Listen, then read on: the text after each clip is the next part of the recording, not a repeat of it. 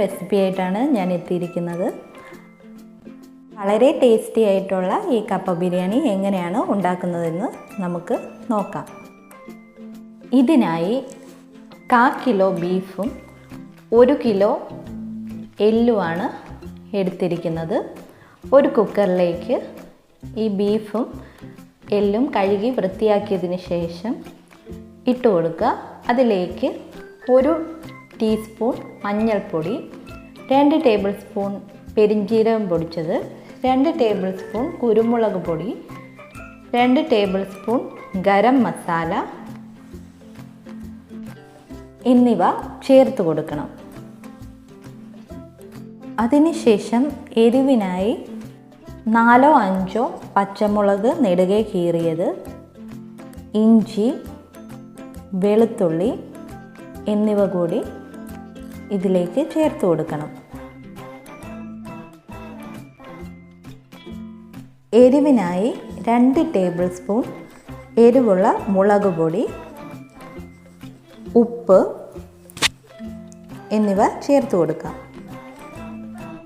3-4 തണ്ട് കറിവേപ്പില, 2 table spoon meet masala എന്നിവ കൂടി ചേർത്തതിന് ശേഷം ആവശ്യത്തിന് വെള്ളവും കൂടി ഒഴിച്ച് നന്നായി മിക്സ് ചെയ്തതിന് ശേഷം കുക്കറിൽ വെച്ച് മീഡിയം ഫ്ലെയിമിൽ 5-6 തവണ നന്നായി വിസിലടുപ്പിച്ച് എടുക്കുക. മീഡിയം ഫ്ലെയിമിൽ തന്നെ ഇട്ട് കുക്കറിൽ വേവിച്ചെടുക്കാൻ എല്ലാവരും ശ്രദ്ധിക്കണം. ഏകദേശം 3/4 മണിക്കൂറോളം എടുക്കും ഈ എല്ലും ഇറച്ചിയൊക്കെ നന്നായിട്ട് വെന്ത് കിട്ടുവാൻ. ആ സമയത്ത് നമുക്ക് കപ്പയിലേക്ക് ചേർക്കേണ്ട അരപ്പ് റെഡിയാക്കി എടുക്കാം.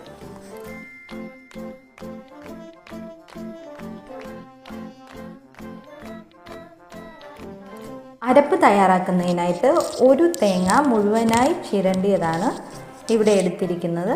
അതിലേക്ക് 3 പച്ചമുളക്, എരിവുള്ളതാണെങ്കിൽ 3 മതിയാകും, എരിവില്ലാത്താണെങ്കിൽ 4-5 ചേർക്കുന്നതുകൊണ്ട് കുഴപ്പമൊന്നുമില്ല. 3-4 വെളുത്തുള്ളി, 1/4 ടീസ്പൂൺ മഞ്ഞൾപ്പൊടി, 1 ടേബിൾ സ്പൂൺ പെരിഞ്ജീരകം, ആവശ്യത്തിന് വെള്ളം എന്നിവ ചേർത്ത് മിക്സിയിൽ ഒന്ന് ചെറുതായി ചതച്ചെടുക്കാം.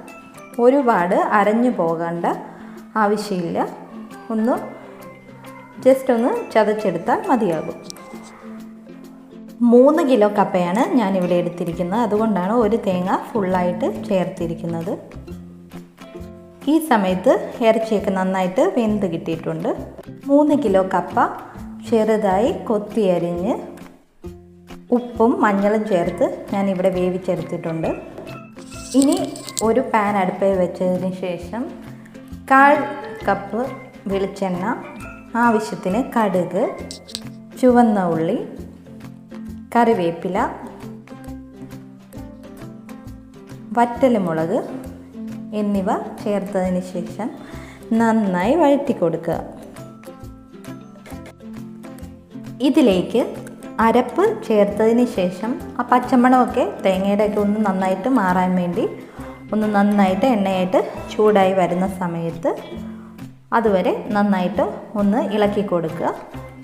ഇനി അതിലേക്ക് നമ്മൾ വേവിച്ച് വെച്ചിരിക്കുന്ന കപ്പ ചേർത്ത് കൊടുക്കാം. അത്യാവശ്യം വലിപ്പമുള്ളൊരു പാത്രം തന്നെ നമ്മളിത് മിക്സ് ചെയ്യാൻ വേണ്ടി എടുക്കണം.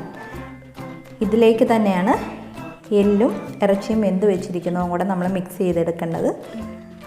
ഇനി അതിലേക്ക് കുക്കറിൽ വെന്ത് വെച്ചിരിക്കുന്ന എല്ലും ഇറച്ചിയും അതിൻ്റെ വെന്ത വെള്ളവും കൂടി ഒഴിച്ച് കൊടുത്തതിന് ശേഷം നന്നായി മിക്സ് ചെയ്ത് കൊടുക്കണം.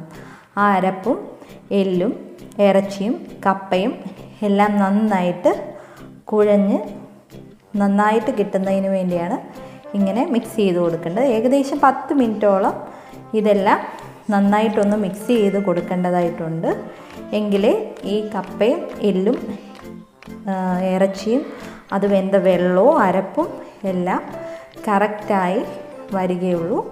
ഈ സമയത്ത് ഉപ്പ് കുറവുണ്ടെങ്കിൽ നിങ്ങൾ ഉപ്പ് ഒരു പാത്രത്തിൽ കലക്കിയതിന് ശേഷം ഒഴിച്ചു കൊടുക്കാവുന്നതാണ്. മീഡിയം ഫ്ലെയിമിൽ ഇട്ടതിന് ശേഷം വേണം ഇതുപോലെ നന്നായിട്ട് മിക്സ് ചെയ്ത് കൊടുക്കാൻ.